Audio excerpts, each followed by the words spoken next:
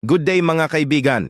Ganito ba ang phone mo pagtapos maayos or binuksan ng technician ng cellphone, wala ng internet watch until end? Dahil napakadali lang pala ayusin ito. Kahit mobile data at wifi ka pa, wala pa ring internet. Nakikita mo naman wala siyang internet, naka-wifi tayo. Kahit mag-switch tayo sa data, wala pa ring internet. Pero bago ang lahat, pwede bang makahingi ng likes at subscribe sa inyo? Malaking tulong to sa aming maliit na content creator. Pag nag-browse tayo, wala pa rin tayong internet sa Chrome. So akala natin sira na ang phone natin kasi may pinaayos ka technician. Pero wag mag-alala, hindi po sira yan.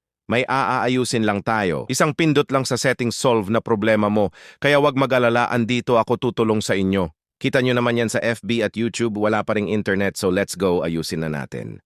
So unang gawin, hanapin ang settings ng iyong phone, okay? So pag open ng settings ay pumunta sa dito sa box na ito para di na kayo pahihirapan kasi lab ko kayo hehe. Pero di kanya lab, okay lang yan. Proceed tayo, i-type mo pang dyan, time and date. Tapos may lalabas dyan na date and time, click nyo lang yan.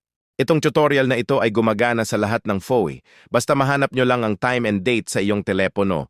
Kahit anong brand, okay. Once na dyan ka na meron ka i-on dyan ang set time automatically. Dapat naka-on yan. At set time zone automatically at use location optional lang yan. Pero on na naron para sure ka, dapat magkulay blue ito. So let's go. Try natin mag-browse speed test at FB at iba pa. Kung working na ba? As you can see. Kita naman natin, legit siya lupet, ganun lang pala yon. So ayun mga kaibigan, sobrang lupet ng tutorial natin ngayon. Salamat sa pagpanood at suporta hanggang sa muli, babayis.